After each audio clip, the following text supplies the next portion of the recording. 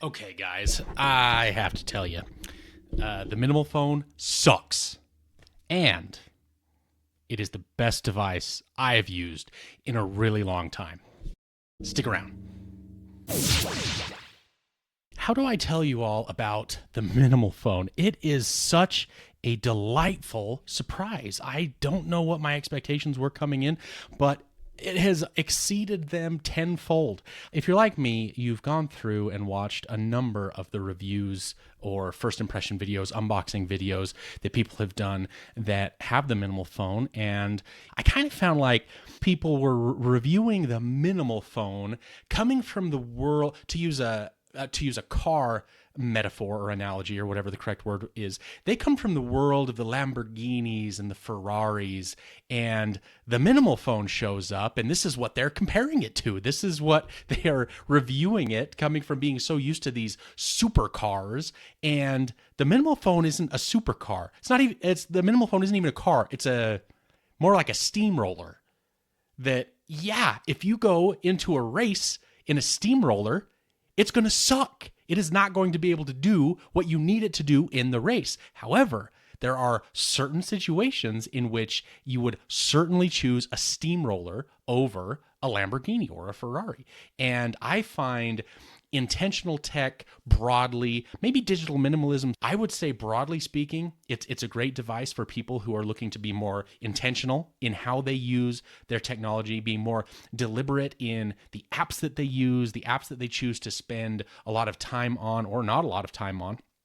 For me, it has been an excellent fit for how I want to interact with my device, how much time I would want or don't want to spend online. So this is my real world review. I like to go through and talk about it from a real world use perspective. The specs, you can find those on their website. You can find some of the more technical analyses, but I wanted to talk about what my use has been like with the Minimal Phone for the last couple of weeks. For those of you that saw my first impression video, this one here, the Panda Edition one, I was able to find used, and so I am not the original owner, but it gave me the opportunity to get it in my hands much quicker. So let's begin. I thought maybe what we could start with is, well, actually, let's get the old TPU 3D printed case off of that little bad boy there, and could do a little bit of a size comparison rundown. And voila, you can see a bit of a scale in terms of where smartphones used to be compared to where they kind of are right now. Let's do another and show you guys a little bit more maybe mainstream comparison to the new Pixel 9a. You can see here the Minimal Phone there on the left, the Pixel 9a on the right. I can show you the backs of them. Oh, one more, the Bigme HiBreak Pro. So another comparison there for you guys, just so you can kind of see, get an idea of size. I keep off-centering that, sorry. Okay, so put that over there. And last but not least, Mr. Rubik's very own cube. There you go. One of the biggest questions I had coming into this was, what is the battery going to be like? I've used a couple of e-ink devices in the past, but coming from those to the Minimal Phone with its generic ePaper display, I wasn't really sure what to expect. I used it in a couple of different ways. So I used it in what I would call smartphone mode, where I loaded up any app that I might load on any old smartphone, regardless of trying to be intentional about how I used it, just, no filters, no limits. But I also used it in what I call Jake mode, which was I went in, heavily restricted the background app permissions, the battery. I went through and disabled as many on-device apps as I could to try and stretch the battery life. And I limited myself to really 4 everyday apps: the phone app, calling, obviously, the texting app, which I just left Google Messages on there. It works fine for me. I used one messaging app, which in my case is Telegram. That's what my family and I use. And one eBook app, which you guys have heard me on the channel before. I'm a huge fan of ReadEra. that's it. Those were the only apps that I had outside of some of the system apps that I couldn't disable without really messing up the device that I allowed myself to use. Jake mode lasted from 7 a.m. on Monday until 10:49 a.m. on Thursday. So 3 days, 3 hours, 49 minutes. Not bad, guys. Now, what that meant was I just unplugged it from the charger, fully charged 100% on that Monday, and made it that long. So when I switched to smartphone mode and kind of anything that I could do on the phone, I would do on the phone instead of doing it on a computer or a tablet or anything else. And it didn't quite last me 24 hours. At night, I just left it on standby. I didn't put it on airplane mode. I didn't turn it off. I just left it on standby throughout the night. That was the case in Jake mode. That was also the case in smartphone mode. So yeah, going from, 3 days and a few hours to not even a full day of use. And so how you use it is going to affect your battery life dramatically. But I will say, if you use it minimally, I was getting 3+ days. If I would have gone into basic phone mode, which I would say was only calling and texting, I could really see this stretching into the 4 or the 5 day mark. So let's go through and do a little bit of a walkthrough of the device itself. So it does have double tap to wake, as you just saw there. We'll go ahead and swipe up. Shows you the pin entrance screen. Over here on the right side is the power button fingerprint sensor combo. I find it to be very responsive. As I mentioned in my first impressions, it does a great job. This right here is the home screen that I have set up with the Minimal launcher. This is the built-in launcher, and it's okay. You swipe up from the bottom, it'll take you to your app drawer, and the way they've done it is they've lumped things together in pages, which is actually kind of nice. With this ePaper display, it makes it so that you can just scroll through and see a big snapshot of different apps all together alphabetically. Not everyone's cup of tea, and in fact, the Minimal launcher is not the one that I have adopted as my daily launcher. I'll show you that in a minute. Spoiler alert, it's Niagara. But let me show you some of the options that come with the Minimal launcher here. I'm going to go ahead and do my screen refresh there over on the left. And just so you guys know, this is with the illumination turned off. So this, you're just seeing the lighting I have around is what's showing the screen here. So status bar, you can turn that on to where it will show you up at the top your status bar. I actually don't mind that, but I also prefer a little bit more of a minimal approach as well. So you can see here when we turn that off, it's gone. The only drawback to this is if you swipe from the top, if you do it once, it shows you the status bar, and then you do it a second time to show you your tools and your active notifications. If you have that turned on, I can show you here. We go back. You just have to swipe down once, and it brings you what you want to see there. So different preferences, different people. You can see here, you can have it to show date or time, or you can have it not show date and time. So we'll turn that off. We'll turn show status bar off. We'll have show battery indicator off. Why not? Let's change the alignment over to the left side and show you what that all looks like. Bam. Talk about minimal. So for some people, that's great. Honestly, I could use it this way. Like I said, it just adds a few too many steps for me getting to the information that I want to have. Let's go down and look at some of the other options. You can see the text size for the launcher.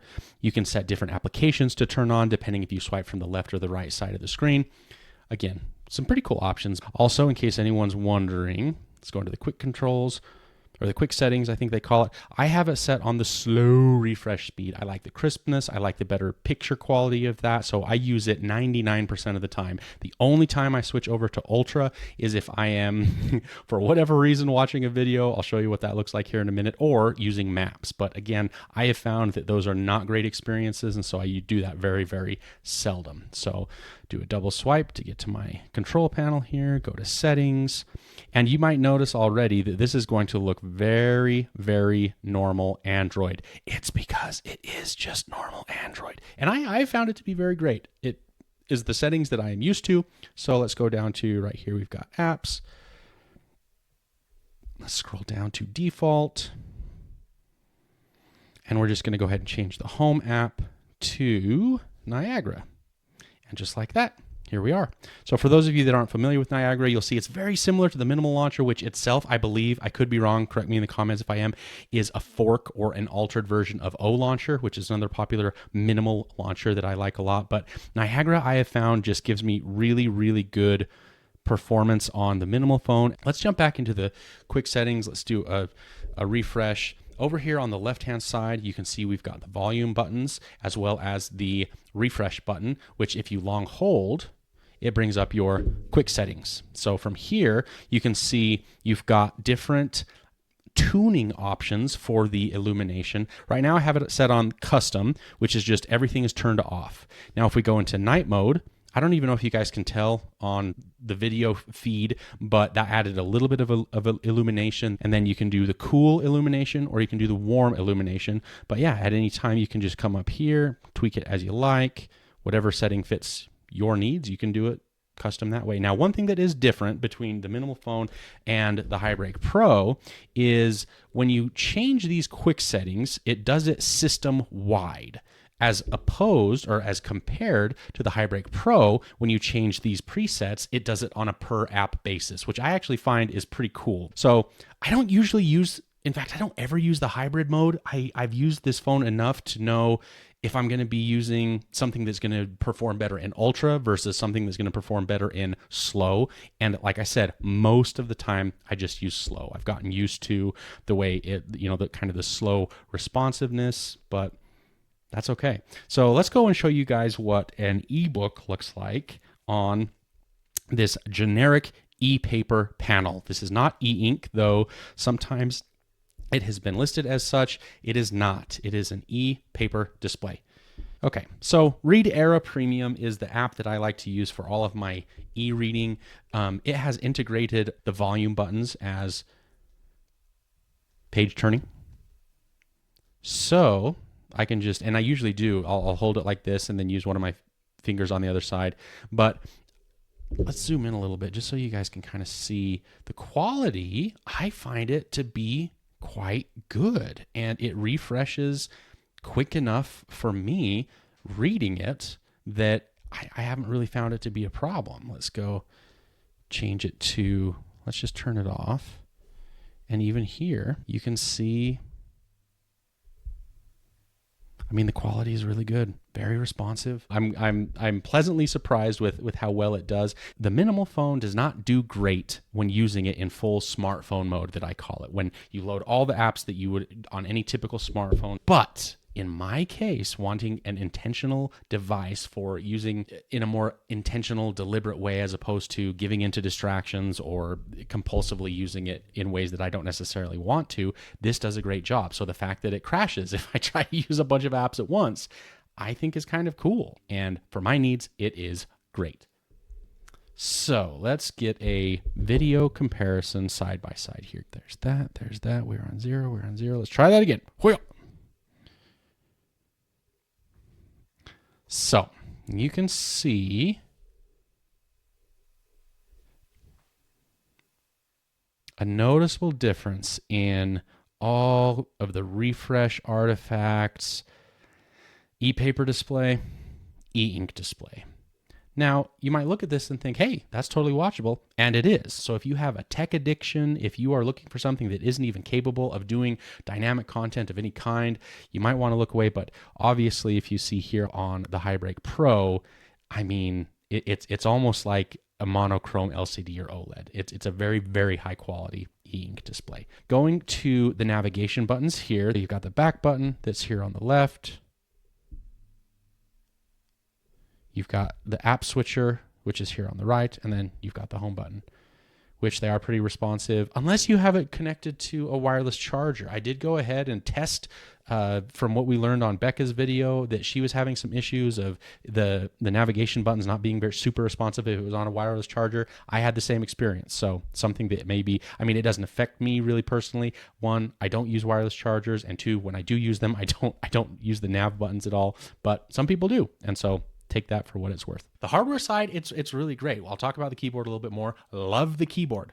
I love the keyboard. It is so good, so much better than I expected it to be. I am a former Blackberry user. I used them for years. I love the Blackberry keyboard. I've experimented with the Clicks keyboard cases.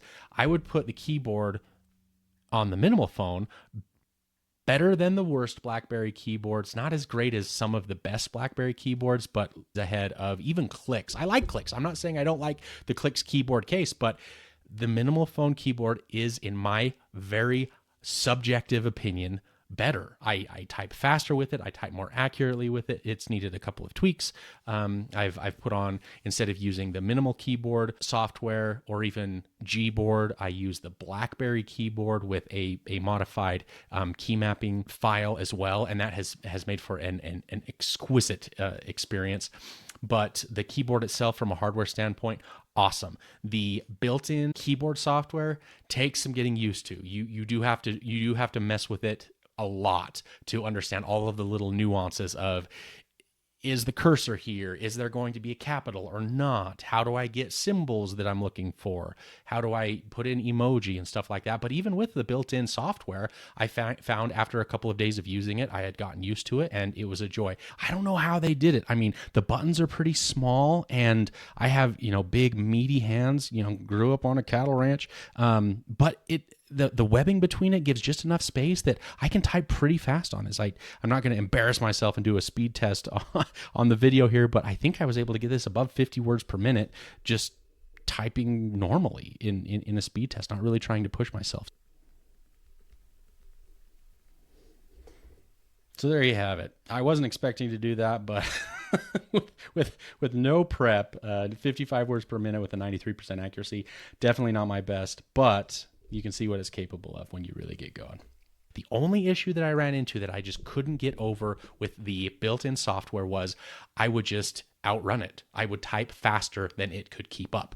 With the screen on the ePaper panel, sometimes you would think that you are outpacing things, but it would be actually registering your touches. It was just not able to display it as quickly as you were touching it. The keyboard, however, with the stock software, I could outrun it very, very easily. So I had to slow down and type a little bit slower to make sure that every key press registered. Putting on the Blackberry keyboard software, not an issue at all. So the you can see here the keycap geometry is flat. It doesn't have the Blackberry swoops. Let me see if I can show you here on this classic. If you look, you can kind of tell that there is a curve to each of the keycaps to help you be able to better identify where each key is. You don't have that at all on the Minimal Phone. It is just flat as can be, which again, I thought maybe that would be a problem, but it really hasn't been, guys. It's been a great typing experience from start to finish for me. Going around, you can see you've got your microphones, you've got your single camera, LED flash, power button, fingerprint scanner. On the bottom, we have the single bottom firing speaker, which I would say good, not great. Not bad. It is good, but it is not great. It does in a pinch, but it is not the loudest, nor is it the clearest I've ever heard, but it's also not the worst I've ever heard. Charging port, you've got your headphone jack, which works great. Over on the left here, like I mentioned, you have your volume buttons as well as your screen refresh button and your shortcut to the quick settings. And then you have your hybrid SIM card tray. So I've used it with a SIM card and an SD card with great results. No complaints there. Build quality is surprisingly great. I had seen that some people had complained. I kind of had some reservations about it at first until I got it in my hands. It doesn't feel super heavy, but it's also not super light either. It doesn't feel, it's got a little bit of some sharp edges, but you get used to it. I don't necessarily think that that's a negative about the device. So I think at this point, guys, let's talk about some of the issues that I've run into that may be concerning for some folks. And I think it's important for you to know about. I think all of them are fixable with software updates. So this right here is an example of, as I was explaining earlier, using it in smartphone mode, just not being a great experience. You can see here scrolling back and forth, it is super slow. And then for whatever reason, it won't even open Venmo. Which notably, when I used it in Jake mode and I only had a couple of apps active and with everything else either uninstalled or disabled, I never ran into these problems. So not really sure what's going on there. Another issue I ran into a couple of different times was the dreaded can't make a phone call glitch that you can see here. I reached out to the Minimal company and they said airplane mode turned on and off should fix this. And if it doesn't, go ahead and buy service from Minimal, which they do have their own phone service, which I thought was an interesting response. Also, Google Fi evidently isn't supposed to have a ton of problems, though I did get Google Fi unrelated to this, and I tested it, and while it didn't happen nearly as often, it has happened to me once or twice with Google Fi. So again, your mileage may vary. And let's give you a look at the camera. So here is an outside shot with natural lighting. Ooh, what is even going on here? And then a couple inside shots, these all being with the rear-facing camera. And then one just terrifying shot indoors with the front-facing camera of yours truly. So, final thoughts on the Minimal Phone MP01. I am baffled at how Minimal Company for their debut device were able to create something so well-rounded, so functional, so awesome for people in the intentional tech realm, or even all the way down to the digital minimal realm.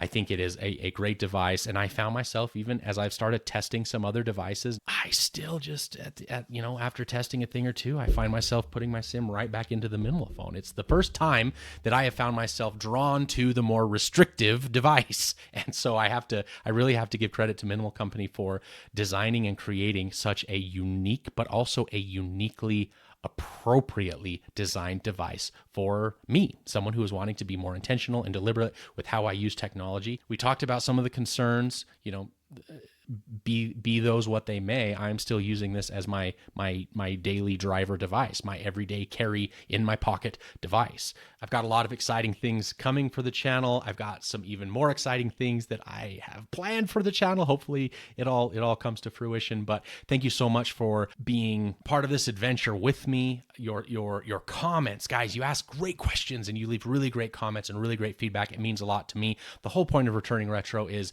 for me to not only document my own antics on this adventure, but having you along the ride with me has really made a big difference. And so I really have to thank you for that. If you're not, please subscribe. There's a lot of great stuff coming.